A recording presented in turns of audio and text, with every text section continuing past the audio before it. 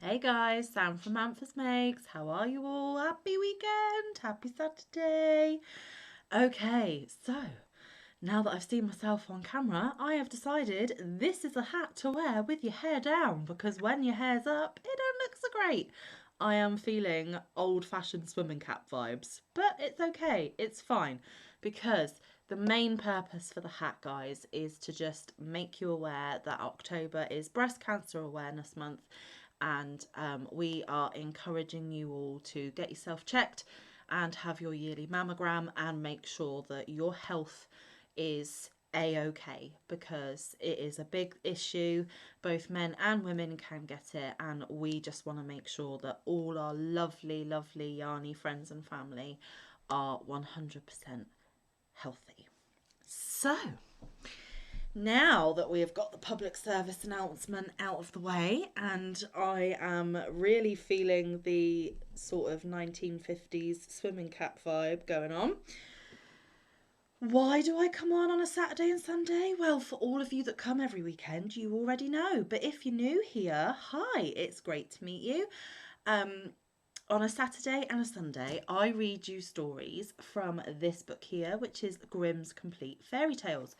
I have also read The Wizard of Oz here on this channel, and it has its own playlist.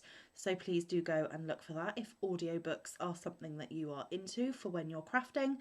And all the other stories I have read previously, because as you can see, we are getting through the book, are on their playlist, on their own playlist as well. But there is yarn content, there is crochet content. Please just go and have a look around and click on something that may take your fancy. Hopefully you'll stay around a while. And for all my loyal yarny friends and family, it is so great to see you, and thank you for spending some of your precious weekend with me. I really do appreciate it.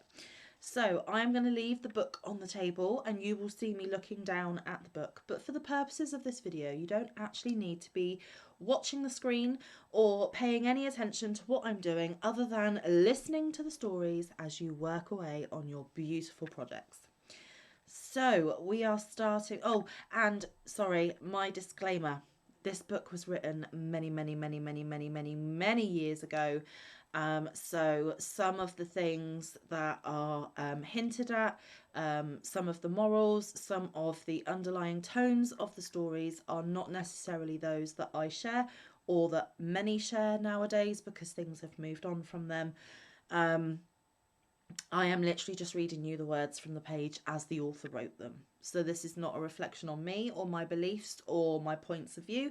It's literally me just reading you some stories for you to crochet, knit, whatever your craft may be, along to, and enjoy this UK girl's accent reading you some stories, basically. So, shall we get started? We are starting today on story 107, and it is called The Two Travellers. Hill and vale do not come together, but the children of men do, good and bad.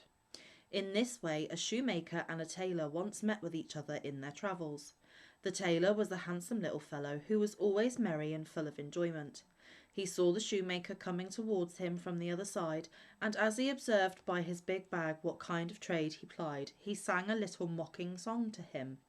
Sew me the seam, draw me the thread, spread it over with pitch, knock the nail on the head.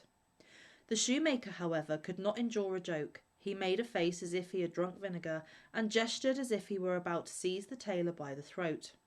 But the little fellow began to laugh, reached to him his bottle, and said no harm was meant, take a drink and swallow your anger down. The shoemaker took a very hearty drink, and the storm on his face began to clear away. He gave the bottle back to the tailor and said, I spoke civilly to you. One speaks well after much drinking, but not after much thirst. Shall we travel together? All right, answered the tailor, if only it suits you to go into a big town where there is no lack of work. That is just where I want to go, answered the shoemaker. In a small nest there is nothing to earn, and in the country people like to go barefoot. They travelled therefore onwards together, and always set one foot before the other like a weasel in the snow. Both of them had time enough but little to bite and to break. When they reached a town, they went about and paid their respects to the tradesmen, and because the tailor looked so lively and merry and had such pretty red cheeks, everyone gave him work willingly, and when luck was good, the master's daughters gave him a kiss beneath the porch as well. When he again fell in with the shoemaker, the tailor had always the most in his bundle. The ill-tempered shoemaker made a wry face and thought, the greater the rascal, the more the luck. But the tailor began to laugh and to sing, and shared all he got with his comrade. If a couple of pence jingled in his pockets, he ordered good cheer, and thumped the table in his joy till the glasses danced, and it was lightly come, lightly go with him. When they had travelled for some time, they came to a great forest, through which passed the road to the capital. 2 footpaths, however, led through it, one of which was a 7 days' journey, and the other only through it, one of which was a... Sorry, let me start again. 2 footpaths, however, led through it, one of which was a 7 days' journey, and the other only 2, but neither of the travellers knew which way was the short one. They seated themselves beneath an oak tree, and took counsel together how they should forecast, and for how many days they should provide themselves with bread. The shoemaker said, one must look before one leaps. I will take with me bread for a week. What, said the tailor, drag bread for 7 days on one's back like a beast of burden, and not be able to look about? I shall trust in God, and not trouble myself about anything. The money I have in my pocket is as good in summer as in winter, but in hot weather bread gets dry, and mouldy into the bargain. Even my coat does not go as far as it might. Besides, why should we not find the right way? Bread for 2 days, and that's enough. Each, therefore, brought his own bread, and then they tried their luck in the forest. It was as quiet there as in a church. No wind stirred, no brook murmured, no bird sang, and through the thickly leaved branches no sunbeam forged its way.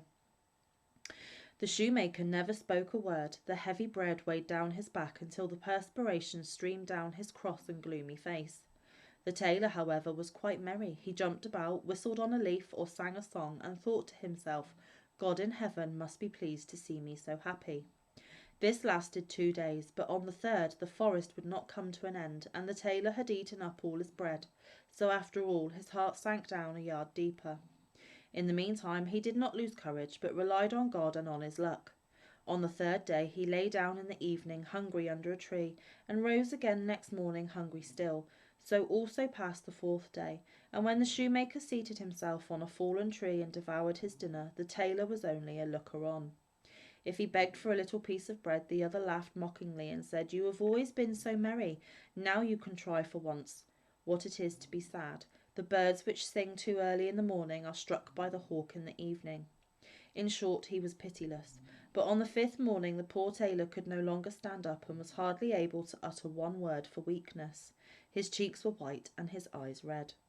Then the shoemaker said to him, I will give you a bit of bread today, but in return for it I will put out your right eye. The unhappy tailor, who still wished to save his life, could not do it in any other way. He wept once more with both eyes, and then held them open, and the shoemaker, who had a heart of stone, put out his right eye with a sharp knife. The tailor called to remembrance what his mother had formerly said to him when he had been eating secretly in the pantry. Eat what one can, and suffer what one must.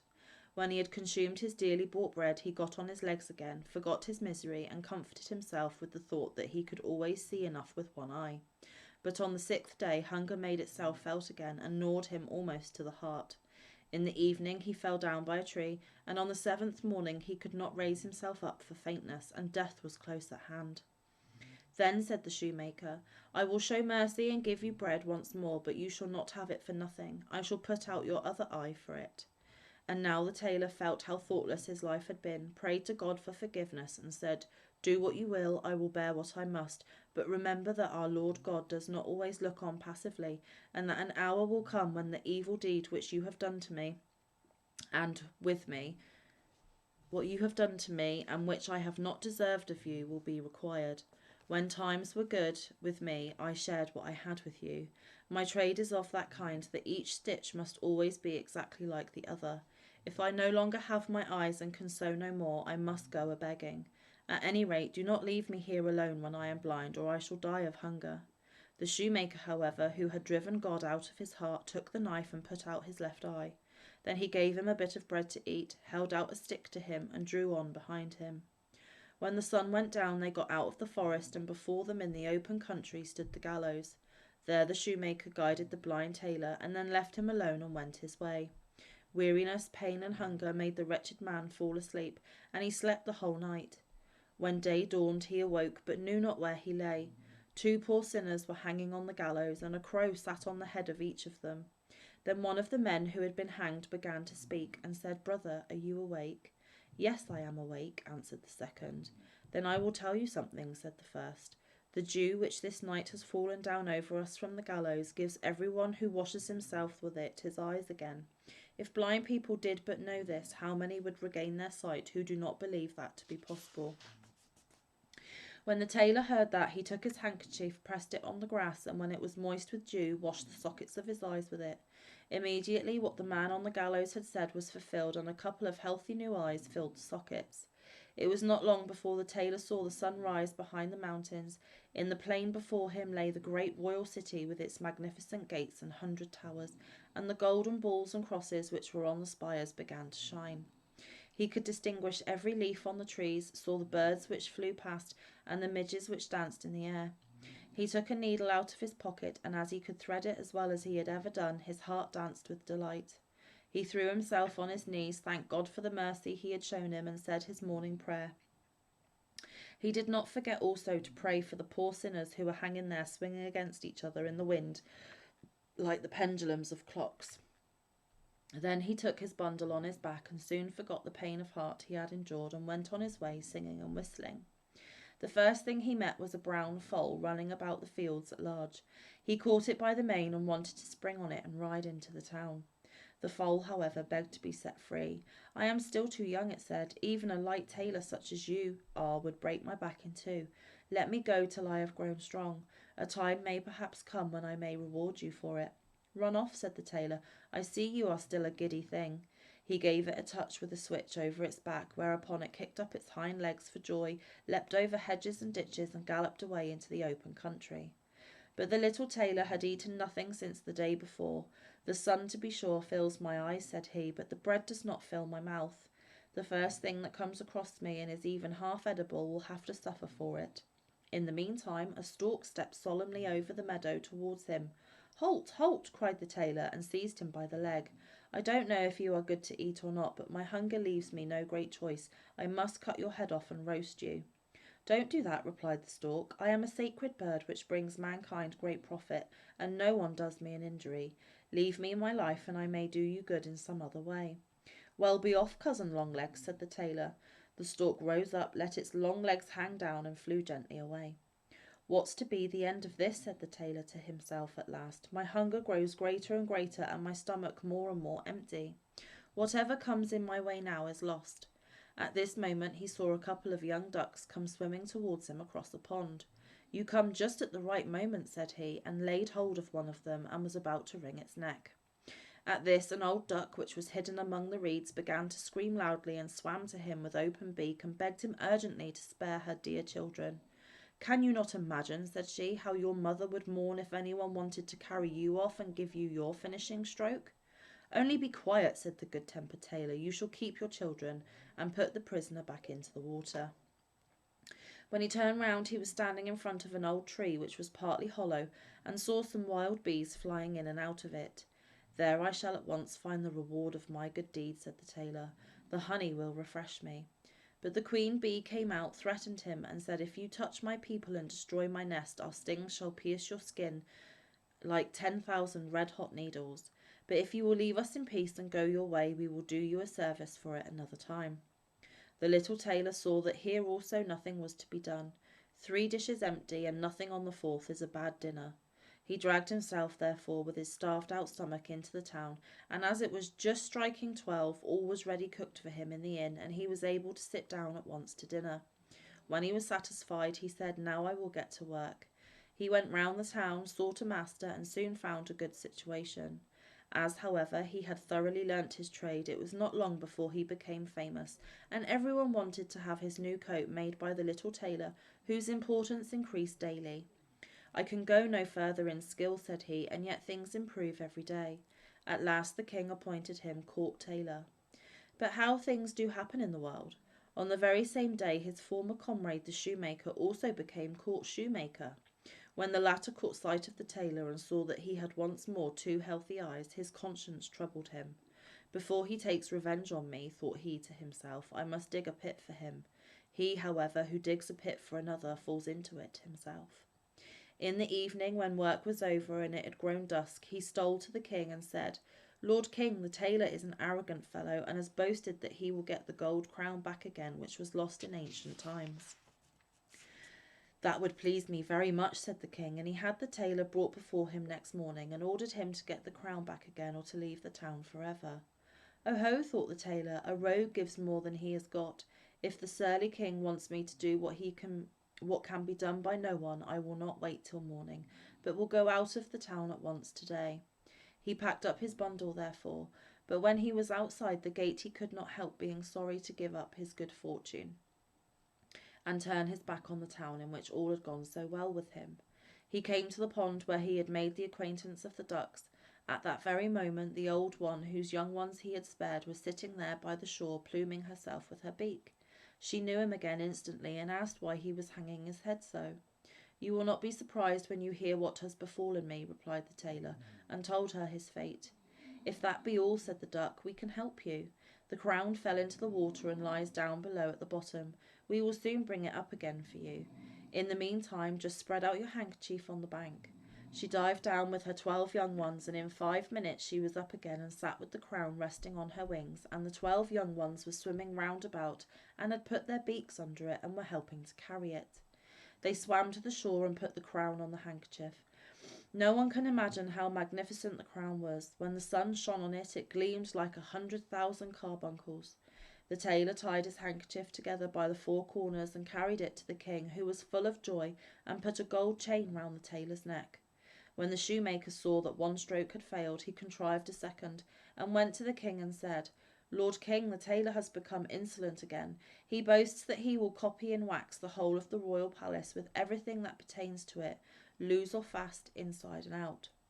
The king sent for the tailor and ordered him to copy in wax the whole of the royal palace with everything that pertained to it, movable or immovable, within and without, and if he did not succeed in doing this, or if so much as 1 nail on the wall were wanting, he should be imprisoned for his whole life underground.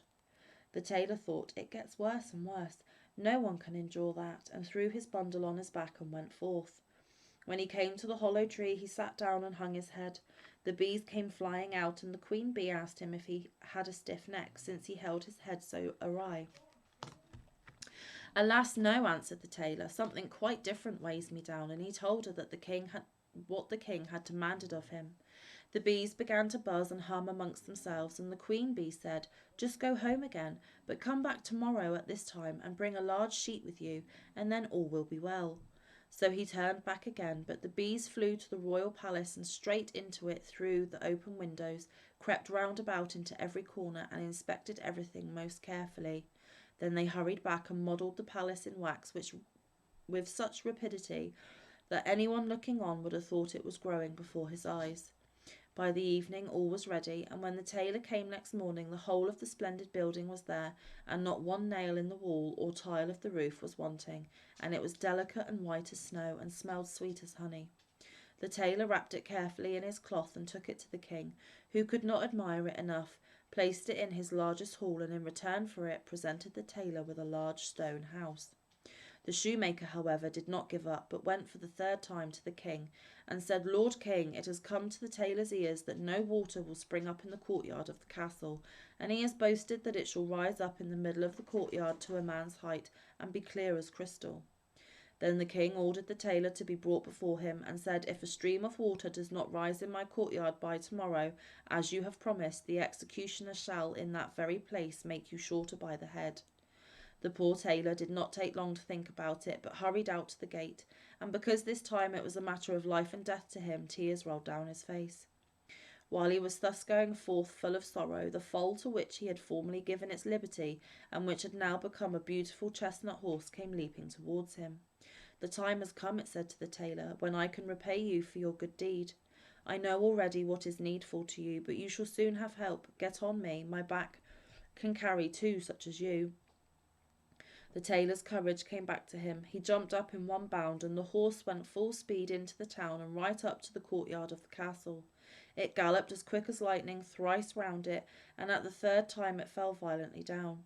At the same instant, however, there was a terrific clap of thunder. A fragment of earth in the middle of the courtyard sprang like a cannonball into the air and over the castle, and directly after it a jet of water rose as high as a man on horseback, and the water was as pure as crystal, and the sunbeams began to dance on it.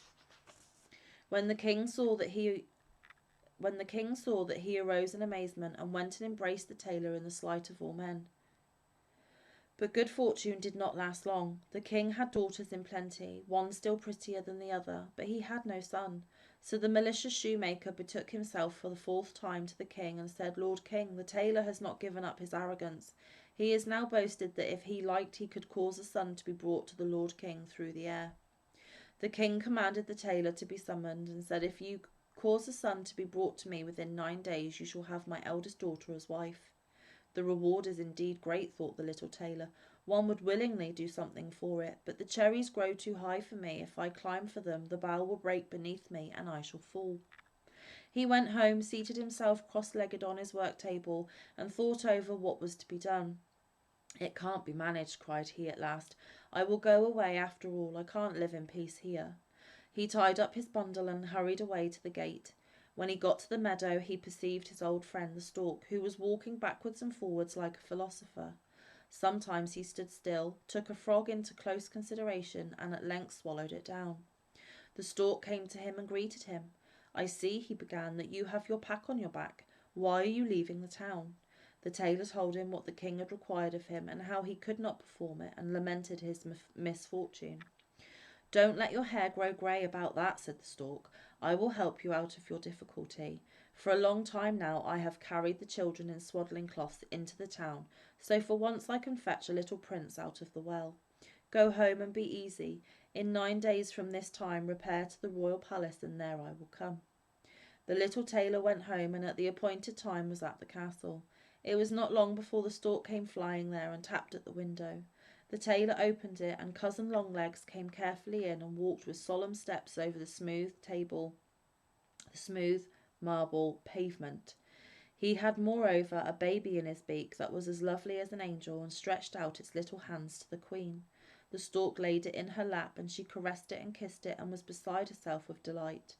Before the stork flew away, he took his travelling bag off his back and handed it over to the queen.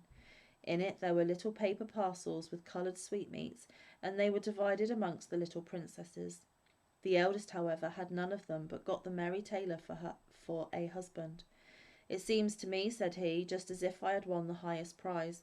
My mother was right after all. She always said that whoever trusts in God and only has good luck can never fail. The shoemaker had to make the shoes in which the little tailor danced at the wedding festival, after which he was commanded to quit the town forever. The road to the forest led him to the gallows. Worn out with anger, rage, and the heat of the day, he threw himself down.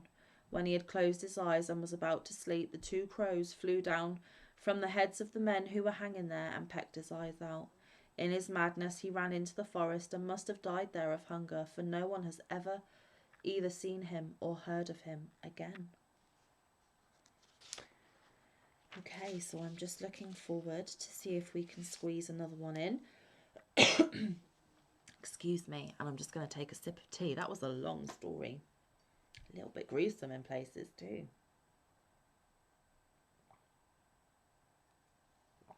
Okay, I will read one more. It is story 108, and it is Hans the Hedgehog. There was once a countryman who had money and land in plenty, but no matter how rich he was, one thing was still wanting in his happiness. He had no children. Often when he went into the town with the other peasants, they mocked him and asked him why he had no children.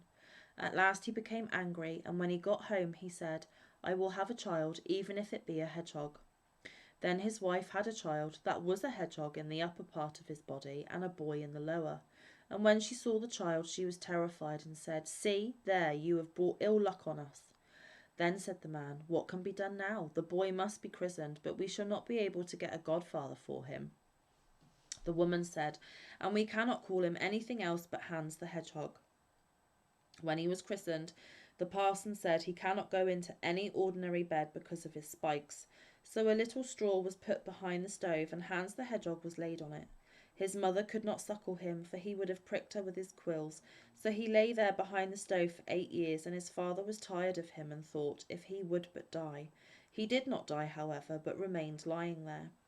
Now it happened that there was a fair in the town, and the peasant was about to go to it, and asked his wife what he should bring back with him for her. A little meat and a couple of white rolls which are wanted for the house, said she. Then he asked the servant, and she wanted a pair of slippers and some stockings with clocks. At last he said also, and what will you have, Hans, my hedgehog? Dear father, he said, do bring me bagpipes. When, therefore, the father came home again, he gave his wife what he had bought for her, meat and white rolls, and then he gave the maid the slippers and the stockings with clocks, and lastly he went behind the stove and gave Hans the Hedgehog the bagpipes. And when Hans the Hedgehog had the bagpipes, he said, Dear father, do go to the forge and get the cock shod, and then I will ride away and never come back again. At this the father was delighted to think that he was going to get rid of him, and had the cock shod for him, and when it was done, Hans the Hedgehog got on it and rode away, but took swine and asses with him, which he intended to keep in the forest. When they got there, he made the cock fly onto a high tree with him, and there he sat for many a long year, and watched his asses and swine until the herd was quite large, and his father knew nothing about him. While he was sitting in the tree, however, he played his bagpipes and made music, which was very beautiful. Once a king came travelling by who had lost his way and heard the music. He was astonished at it, and sent his servant forth to look all round and see from where this music came. He spied about, but saw nothing but a little animal sitting up aloft on the tree, which looked like a cock with a hedgehog on it, which made this music. Then the king told the servant he was to ask why he sat there, and if he knew the road which led to his kingdom. So Hans the Hedgehog descended from the tree, and said he would show the way if the king would write a bond and promise him whatever he first met in the royal courtyard as soon as he arrived at home. Then the king thought, I can easily do that. Hans the Hedgehog understands nothing, and I can write what I like. So the king took pen and ink and wrote something, and when he had done it, Hans the Hedgehog showed him the way and got safely home. But his daughter, when she saw him from afar, was so overjoyed that she ran to meet him and kissed him. Then he remembered Hans the Hedgehog and told her what had happened, and that he had been forced to promise whatever first met him when he got home to a very strange animal, which sat on a cock as if it were a horse, and made beautiful music, but that instead of writing that he should have what he wanted, he had written that he should not have it. Thereupon the princess was glad, and said he had done well, for she never would have gone away with the hedgehog. Hans the Hedgehog, however, looked after his asses and pigs, and was always merry, and sat on the tree and played his bagpipes. Now it came to pass that another king came journeying by with his attendants and runners, and he also had lost his way and did not know how to get home again, because the forest was so large. He likewise heard the beautiful music from a distance, and asked his runner what that could be, and told him to go and see. Then the runner went under the tree and saw the cock sitting at the top of it, and Hans the Hedgehog on the cock. The runners asked him what he was about up there. I am keeping my asses and my pigs, but what is your desire? The messenger said that they had lost their way and could not get back into their own kingdom, and asked if he would not show them the way. Then Hans the Hedgehog got down the tree with the cock, and told the aged king that he would show him the way if he would give him for his own whatever first met him in front of his royal palace. The king said yes, and wrote a promise to Hans the Hedgehog that he should have this. That done, Hans rode on before him on the cock, and pointed out the way, and the king reached his kingdom again in safety. When he got to the courtyard, there was great rejoicings. Now he had an only daughter who was very beautiful. She ran to meet him, threw her arms round his neck, and was delighted to have her old father back again. She asked him where in the world he had been so long. So he told her how he had lost his way and had very nearly not come back at all, but that as he was travelling through a great forest, a creature, half hedgehog, half man, who was sitting astride a cock in a high tree and making music, had shown him the way and helped him to get out, but that in return he had promised him whatever first met him in the royal courtyard, and how that was she herself, which made him unhappy now. But at this she promised that, for the love of her father, she would willingly go with this Hans if he came. Hans the Hedgehog, however, took care of his pigs, and the pigs multiplied until they became so many in number that the whole forest was filled with them. Then Hans the Hedgehog resolved not to live in the forest any longer, and sent word to his father to have every sty in the village emptied, for he was coming with such a great herd that anyone who will wish to kill could do so. When his father heard that, he was troubled, for he thought Hans the Hedgehog had died long ago. Hans the Hedgehog, however, seated himself on the cock and drove the pigs before him into the village and ordered the slaughter to begin. Ha! But there was a killing and a chopping that might have been heard 2 miles off. After this, Hans the Hedgehog said, "Father, let me have the cock shod once more at the forge, and then I will ride away and never come back as long as I live." Then the father had the cock shod once more, and was pleased that Hans the Hedgehog would never return again. Hans the Hedgehog rode away to the first kingdom. There the king had commanded that whoever came mounted on a cock and had bagpipes with him should be shot at, cut down, or stabbed by everyone, so that he might not enter the palace. When, therefore, Hans the Hedgehog came riding over, they all pressed forward against him with their pikes, but he spurred the cock, and it flew up over the gate in front of the king's window and lighted there, and Hans cried that the king must give him what he had promised, or he would take both his life and his daughter's. Then the king began to speak his daughter fair, and to beg her to go away with Hans in order to save her own life and her father's. So she dressed herself in white, and her father gave her a carriage with 6 horses and magnificent attendants, together with gold and possessions. She seated herself in the carriage and placed Hans the Hedgehog beside her with the cock. Excuse me 1 second. Hey guys, I'm back. I am so sorry for the interruption. That was my son calling to tell me what time he needed picking up. I do apologise. Okay, so where were we?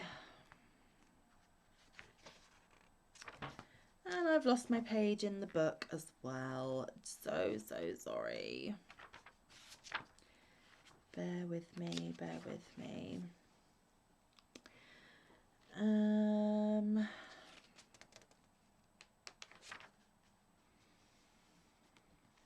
So she dressed herself in white, and her father gave her a carriage with 6 horses and magnificent attendants, together with gold and possessions.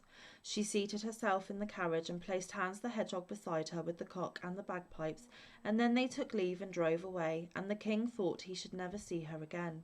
He was, however, deceived in his expectation, for when they were at a short distance from the town, Hans the Hedgehog took her pretty clothes off and pierced her with his hedgehog skin until she bled all over. "That is the reward of your falseness," said he. "Go your way, I will not have you." And on that he chased her home again, and she was disgraced for the rest of her life. Hans the Hedgehog, however, rode on further on the cock with his bagpipes to the dominions of the second king, to whom he had shown the way. This one, however, had arranged that if anyone resembling Hans the Hedgehog should come, they were to present arms, give him safe conduct, cry long life to him, and lead him to the royal palace. But when the king's daughter saw him, she was terrified, for he looked quite too strange. She remembered, however, that she could not change her mind, for she had given her promise to her father. So Hans the Hedgehog was welcomed by her and married to her, and had to go with her to the royal table, and she seated herself by his side, and they ate and drank. When the evening came and they wanted to go to sleep, she was afraid of his quills, but he told her she was not to fear, for no harm would befall her, and he told the old king that he was to appoint 4 men to watch by the door of the chamber, and light a great fire, and when he entered the room and was about to get into bed, he would creep out of his hedgehog skin and leave it lying there by the bedside, and that the men were to run nimbly to it, throw it in the fire, and stay by it until it was consumed. When the clock struck 11, he went into the chamber, stripped off the hedgehog skin, and left it lying by the bed. Then came the men and fetched it swiftly and threw it in the fire, and when the fire had consumed it, he was delivered, and lay there in bed in human form, but he was coal-black as if he had been burnt. The king sent for his physician, who washed him with precious salves and anointed him, and he became white and was a handsome young man. When the king's daughter saw that, she was glad, and the next morning they arose joyfully, ate and drank, and then the marriage was properly solemnized, and Hans the Hedgehog received the kingdom from the aged king.